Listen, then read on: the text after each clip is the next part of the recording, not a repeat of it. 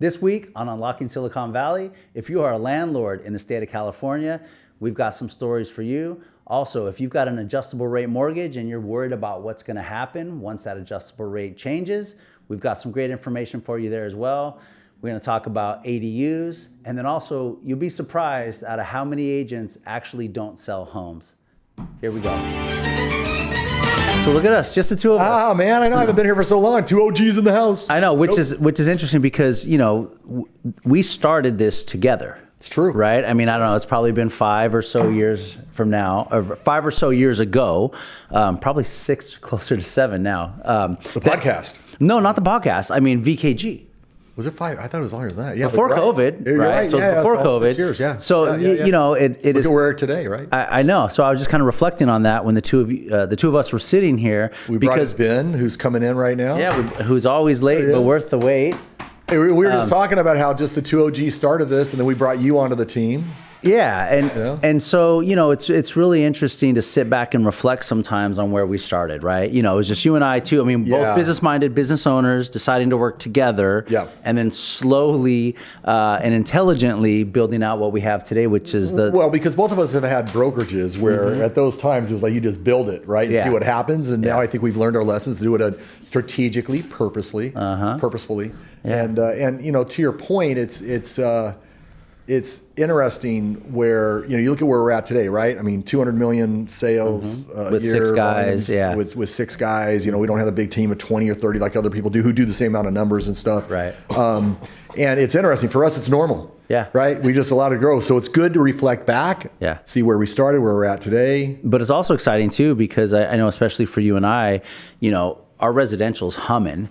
Right. Oh, yeah. I mean, it's cruising. We've got the systems and staff in place, but then now, I mean, we're really putting, you know, the kind of pedal to the metal on the commercial side. Right. Right. I mean, we've always done commercial, but now that you and I are starting to make it more of a focus, I mean, you've got that build, you know, got the project coming up in Los Gatos. Yep. Santa Cruz Avenue. Yeah, Santa Cruz Avenue. Location. Yeah, right around 10 million. Yep. I've got the 70 plus units coming up in Palo Alto for around 20 million. Office building over in Santa Clara. Yeah, office building for another 9 or so million over there, you know, on top of all the commercial leasing that we do and the smaller commercial stuff as well. So it's exciting to see where we always still do residential. Oh, well, that's where our heart's at, right? That's absolutely. Not only our bread and butter where we got started. But, you know, to your point with that, though, it's where a lot of clients, and I think the reason why these conversations are happening or these deals are happening is through those conversations, right? Where it's like, listen, you're sitting on that house, huge amount of equity. Why are you killing yourself with tenants and all that crap? Let's move it into a triple net, no headache type of scenario. Right. And it's an easy conversation. Well, yeah, and then kind of the last, you know, thing I want to mention on that is that I also believe that's what makes us unique 100%. About a real estate team. Absolutely. Because there are very few real estate teams, if any, that I know of in our marketplace that can do residential at a high level, commercial at a high level, property management, both residential and commercial at a high level. You know, all things real estate, right? Exactly. You and I have always talked about that. It's being the best advisors we can for our clients with anything in real estate. Yeah. Things real estate. All right. So anyway, well, welcome, Ben. Yeah, welcome, Ben. Thank you. I can't remember the last time it was the 3 of us. But again, reflecting back, I mean, it was just the 3 of us when we started this, That's right? true. I remember when Ben came on as an agent and he was nervous and wanted to be. I remember interviewing this kid as a freaking front desk guy. Times have changed. that was pre-mustache. It was. That was like, what, 10 years ago? I always tell that story too. It was the time of going from property management to residential real estate. It was at the 1 year mark too. That was Mark said originally. 1 year, give me a call. That's right. That's right. So I called Mark on that 1 year. He was very transparent, said, I can't mentor you as well as I would like to, but I have my partner David. And less than 30 seconds later, David was on a balcony in Vegas. I got it. We got it. From that point on, it was over with. I knew it. It was all today. It's awesome. You know, it's funny the core memories you have, right? Like for you remember that. I have no recollection. I know, right? Probably I was on a balcony in Vegas. No, I remember. I feel like. I don't know. I feel like with especially me, how quick time flew, like just seeing the growth and everything, like those memories stick forever because it was each milestone. It was like, and that's important. That's important, man. I'll tell you, get in the business for a while. That's my challenge. It's just always grind, move, and you tend to forget about those times, right? You got to pause, celebrate that, right? Yeah, You know? there's a quote I like. It's every journey has destinations for which the traveler is unaware. And I feel like in life, like starting at the front desk, like no one realistically likes to start at the front desk. I think Right. just jump into real estate, start making money.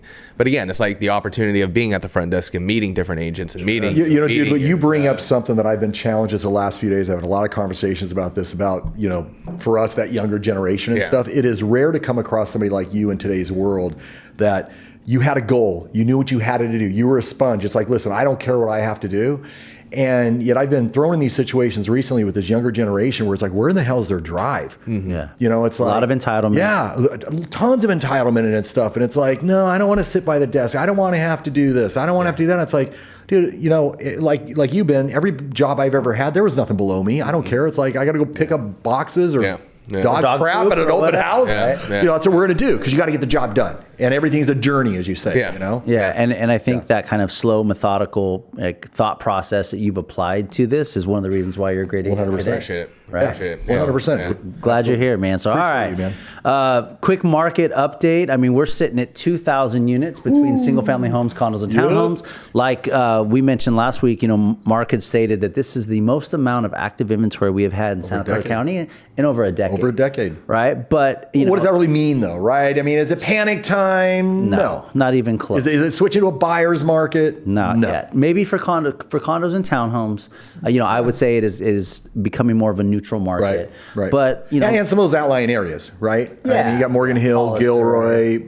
Right. Exactly. Right. but you know, like Ben mentioned too, it's like single family homes though. The median price is at an all time high. yeah. So you know, I mean, yeah, I know you're out there more with buyers, you know, than we are. But what's the buyer sentiment? What are they feeling right now? Optimistic? Are they still feeling like there's a lot of competition? I think there's still a little bit of a pause on some of these transactions, right? It's not like I know you and I were talking about a house yesterday where you've had tons of activity on it. You know, we thought it was a fair price, but it's still sitting there. Yeah. Right. And again, it always comes down to pricing and marketing. I think Right. that's like the one thing in this market you need to be absolutely secure on because that'll move properties. If you want to be in a more transparent stage, expect to sit a little longer. But when it comes to buyers, I think there are pauses in certain areas. Obviously, the happy medium homes, the ones that are dialed in and need work, those are obviously pop quick. But I was speaking to my financial advisor yesterday and I asked him the same question. I said, who are the clients that you're working with right now mainly that's moving money around? And he used a pretty interesting quote or line. He said, we are the organic wealth creation capital of the world.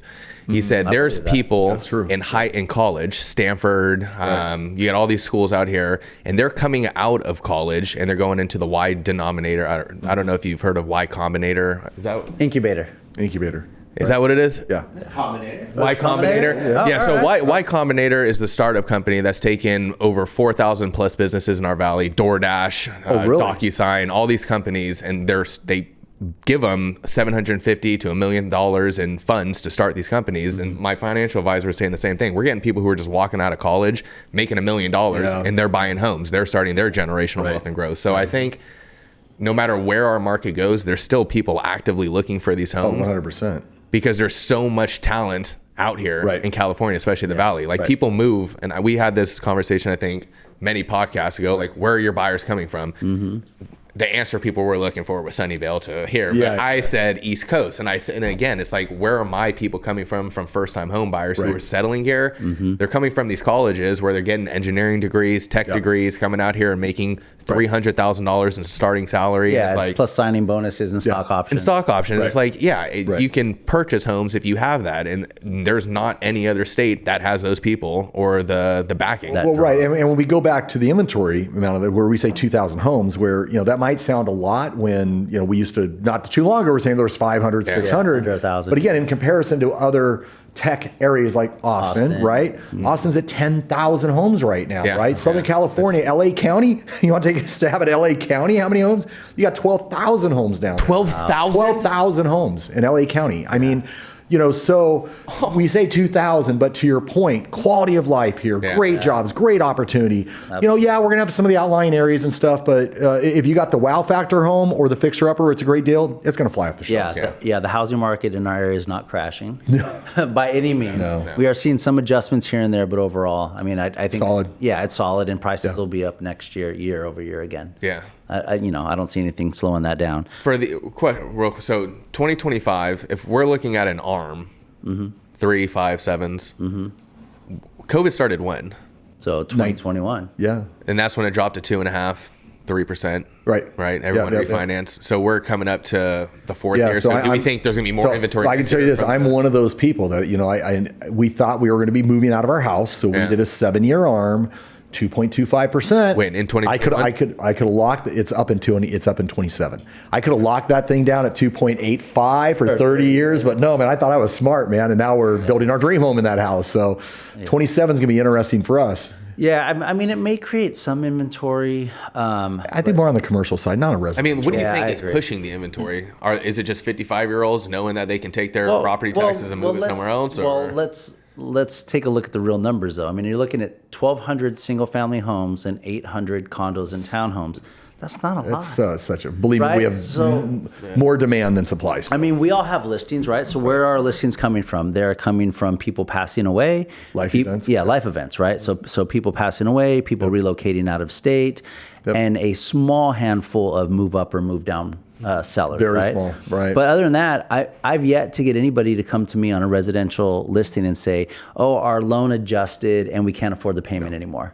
Right? Because remember, on an ARM, you have a cap on how much it can adjust What each is it? year. Like Right. a point? So it's usually like a Right. point, right? Yep. So every 6 months or a year, it'll do that max adjustment. So Mark goes from 2.5 to 3.5. Right. He's still, better than the market, right? So Right. there's still some time built in. They're not, a ticking time bomb. I will say on the commercial side, it's a different story. I mean, Completely the different shopping center that we're basically selling is that happened to be an inheritance, and with the reassessment of the property taxes, they can't pass it on to the tenants, and the net that they're pulling out of that property is ridiculous compared to what we can turn that into. Ridiculously somewhere else. low, right? Ridiculously Yeah. low. Yeah, Yeah. I mean. That's a property, $10 million worth of equity, and they're basically netting around $150,000 a year in net operating income, where we can take the $10 million, put it into a medical facility at 7 cap, where they're making $700,000. And they can 1030. You can 1031. It would be a 1031. Yeah, we're definitely doing it. Yeah, Yep. absolutely. Yep. And that kind of brings me to my next topic, which is, it can still really suck to be a landlord in California, right? Especially on residential. I think you've got a property. cool story on that, right? Yeah. And this is the thing that kind of pisses me off, because you have a landlord, 80-year-old landlord, who owned a home in downtown San Jose on North 13th Street. It's a 3-bedroom, 1,380 square foot little downtown house, right? That is that landlord's, their sole, outside of Social Security, that's how they generate income for their livelihood, right? It's the rental income. Right. They rented out to this fellow, seemed nice, didn't have a lot of interaction with them. Next thing you know, that tenant turns a 3-bedroom, 1,300 square foot house into a 10-bedroom care facility. So stacks beds, puts beds in the basement, makes makeshift space in the backyard, You just right? get this call? And then stops paying rent. Who? Hasn't paid rent Yeah. in all of 2024. Wait a second. Is this real? Like, This is a real You just story. got this call or something? This is not- I've heard this story so many different times, and Yeah. for different situations. I'll have Jacob put up the article. Wow. So here you have this 80-year-old person that is dependent on that rental income, Yeah. and somebody comes in and takes advantage, then stops paying rent. Yep. And because we live in California, there's such a long lead time for getting an actual eviction completed Right. that this poor 80-year-old person, landlord, trying to do the right thing to provide housing to people, is losing a substantial amount of income that they may never recover from. Plus, just can you imagine being 80 and trying to have to go through the courts Yeah. to do eviction while you don't have income? It's just horrible. So I definitely think these laws need to change. 100%, and that ties back to what you originally said, how the commercial side of our business is kind of boomed simply because of those type of situations, right? Yeah. California is such a landlord-friendly state. For those of our clients that have the 4 units, duplexes, whatever, and they experienced not that extreme situation, Right. but just one where you got a tenant issue, whatever, Why? I mean, yes. I have that duplex coming. Yeah. I talked to you about that the other day. Serve them the notice. The tenant calls you back, says, "Oh, I have a doctor's note. Can't move out till Yeah. September." Yeah. Of course, it's like you said. If you can get a doctor's note, everyone can get a doctor's Well, note. and it's interesting because a lot of listeners and our clients, they don't really know everything until they come to us so we can educate them. I just had a conversation with an agent who was just in here, who we all know, and he's going to be listing a house in Saratoga, and he's like, well, we're giving the tenant, he's been there for 10 years, said they're not moving out, we're going to give him a 60-day notice, and at the end of 60 days, we're going to start ripping everything out of the house. I'm like, no, you better not, because Yeah. now you're going to have a lawsuit on your hand, and they might wind up owning that house. Yeah, and that's the thing we're finding out. Like, you can either play hardball and you can tell them, no, we're not going to give you the time with the notice, and then they end up squatting and you got to go through the court system. Yeah. And it takes 5-6 months, or No, it could take it's like a year. years. Yeah. And it's like, then again, you're locked. You're up to the tenants. Yeah, we'll give you what you want, and hopefully, you have the decency. Did you guys hear about the story, the Airbnb situation down in LA? Yes. Right? I think we even talked about it on one of our podcasts. Yeah, where was that where the guy built a non-permitted addition to his house, right? Multi-million-dollar home. Yeah. Why he did it, who knows? Brings this gal in to live in there. And she wound up staying there for about 5 years because he could not evict her because it was not a permitted livable unit. And the county's like, hey, that wasn't permitted. Whatever you've done is on your own. I mean, God, whoever just heard that, I know. Don't do it. Don't do it. Start Another permitting. reason do it. why you should Yeah. never do unpermitted additions of space. I and if you have a question, give us a call on this stuff. Yeah, We've got the please. experience No, to Permitted. guide you through it. I'm both definitely. in that thing. But so quick, message to any landlord in Santa Clara County that owns a single family home that is renting it out to a tenant. We can show you how you can get 2 to 5 times the return on your 100%. investment, and not the headache of having to deal with tenants like this that squat, right? I mean, so, just real quick, Mark, maybe you can share the number. So if this landlord, 80 years old, he owns this home downtown free and clear, it's probably worth $2 million. Mm-hmm. So $1.2 million, he's probably only netting about $30,000 a year. Yep. What if he took that $1.2 million and got a 6 or 7 cap triple net property? How much income would he get? 2 to 3x. Yeah. Right. Yeah. Right. Because on a 6 cap, I mean, you're probably And he does a 1031, so he mitigates any taxes, Nope, right? He yeah. defers all the taxes on it and Yeah. utilizes all of that entire money towards his investment or her investment, right? And yeah, to your point, it's 6.5%, 7%. Yeah, so you can return. go from getting 20 to 30,000 a year to getting at least 60 to 75,000 a year, and less headache. And I know a lot of people there. It's foreign to them to sit there and say, "Gosh, I'm gonna," in that price point, you're gonna get say O'Reilly's, auto parts. supply place, right? And they're like, "Oh my gosh, what happens if they move out? This and that." Well, they're generally going to give you at least a 10 to 15 year lease. Residential, you're dealing with 1 year leases. You never know what's going to happen.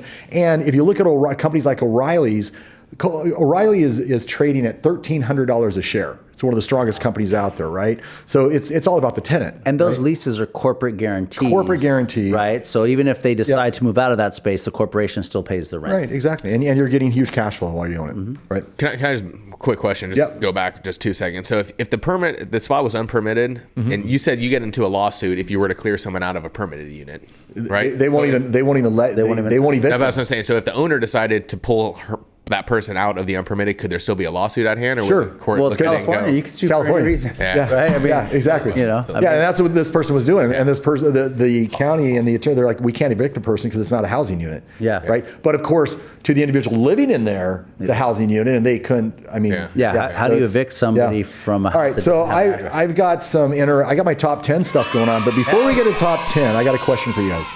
Do you have any clue, out of all the real estate agents in the nation, right? Okay. nation? In the nation, what's the percentage of all the agents in the United States that are licensed who didn't sell one house last year? I'd say Okay. 40%. Yeah, there's a lot of agents. I would say 58%. 74% of all licensed agents in the year 2024 never sold one freaking house. You know what the percentage is for agents that have sold 11 to 20?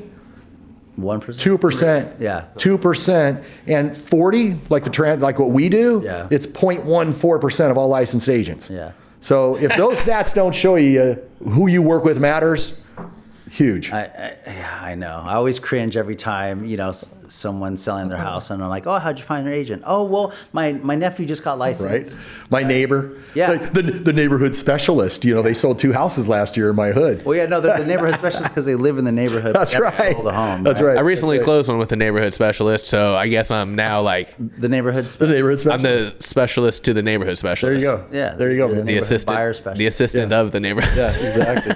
top 10 Yeah, I got 2 top 10 lists for you guys. So, top 10 states with the highest education of K through 12. like Take a step. scores. or Yeah, I mean, school rankings? this is based off of U.S. News. Okay. Based off of arithmetic, English test scores from the California out kids. there is one of them. No. No. You want to know where I'll Wait. cut it. California's number 24. What? Yeah, it used to be. So there, in the 50s and 60s, California used to be the number 1 state. In fact, there's a great documentary for anybody who wants to look. It says from first to worst. Yeah. And you know what caused that to happen? I hate to say it. Uh-oh. Prop 13. Prop 13 did. Because there's no more money for the schools because Yeah. property taxes didn't increase. Exactly. Yeah. Property taxes. It used to be property taxes. The local property taxes funded the local schools. So in areas like Los Gatos, where you had high-end homes, the schools were very highly funded. Where the lower-end areas did not get as much funding. So Prop 13 kind of Even out the playing field. eviled the board that raised up the lower schools, dropped down, and it's that mediocrity that people love. Yeah. So top 10. You want to take a stab at number 1? I'm going to say West. Boston, It's East Coast. Boston, Florida. New Jersey. Massachusetts. Florida's number 2. Colorado number 3. Utah number 1. And by the way, Utah's number 4. But Utah is number 1 as far as the best state all around to live in, which is my next top 10 list. So here's your hint for number 1 there. Massachusetts, Wyoming, Wisconsin, South Dakota, Washington State, Connecticut's number 10. California's number 24. Now, top 10 states. Go ahead. Now, I know this isn't a political show, but just like we have states that are landlord friendly and those that are not, we have, you rattled off that top 10 list. Are they red states or blue states? Oh, I do have that list. I chose not to bring it in here because I don't want to make it. Well, but I mean, I'm just. Well, okay, we know Florida is a red state. Colorado's blue. Utah's red. Massachusetts, I think, is blue. Wyoming's red. Okay. So I think it's a good So it's mix a good of them mix. here. New Jersey, I don't know. Is that blue? New Jersey? That's probably a blue state. It is blue. All right. So how about now? These are the top 10 states. Period. Just quality And of living. Quality of living. This is going to go down to economy, all education, that. opportunity for business, housing affordability, crime stats, natural environment. All of that. Number 1, I already told you, was New Jersey. Utah. Utah. New Jersey. Oh. Oh, pay attention, man. You need to go back to school. Sorry. All right. Utah's number 1. California has to be in the top 10. California's number 37 on this list. Didn't we do this before? You said it was some rinky-dink town in Alabama. It was like the happiest spot. no, but we're going by- No, it was Fremont. Wasn't Fremont the happiest place Yeah. on Fremont is like, yeah. Well, okay, so this is the best states: Utah, New Hampshire, Idaho, Minnesota, Nebraska. Florida keeps on these top 10 list. Vermont, South Dakota, Massachusetts, and Washington State. California's number 37. And so all those places you named, their weather is kind of.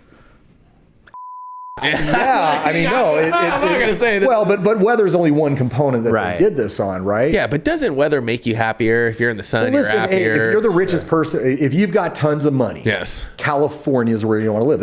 Look at our area, right? Look at our housing costs and everything. I mean, how can you? I don't know what other state. This would be a great question. What other state can you surf in the morning and ski in the afternoon? And snow then, ski and in then the wine afternoon. taste at night. Right? Yeah, honestly, I mean, can't. You no. can't. You can't. I mean, we've got the hottest place on earth and probably one of the coldest, right? Yeah. You know? I'm I miss Aaron. I don't know where he's at. What's it? It's just being weird outside the windows. All right, so there's my top 10 list. I like it. No, Okay. I love it. And I had one more thing I wanted to bring up, and I can't remember what it is. I was trying to think while you were talking. I'm like, I had man. something good.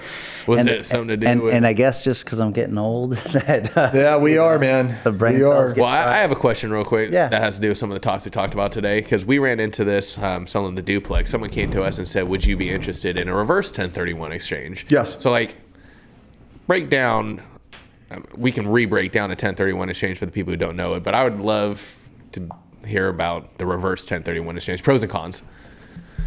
Pros and cons. Well, anything except for the right situation, right?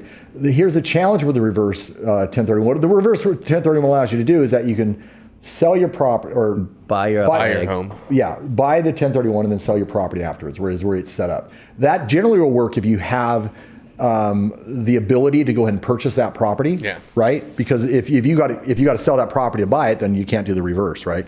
But it works for certain people if they have the financial power to go ahead and purchase the replacement property before they sell the. So are there like an increased interest rate on top of it? It's more And- expensive. I know the fees. Well, the fees are double. The Yeah. fees are Oh, double so the because you're fees doing are double. Well, because you're doing 2 different transactions, but you're talking $1,500 per transaction. I mean, are you saying the double to like a regular transaction or double to a 1031 exchange? 1031 fees. Okay. But just the 1031 fees. You don't pay any more in taxes or any of that stuff.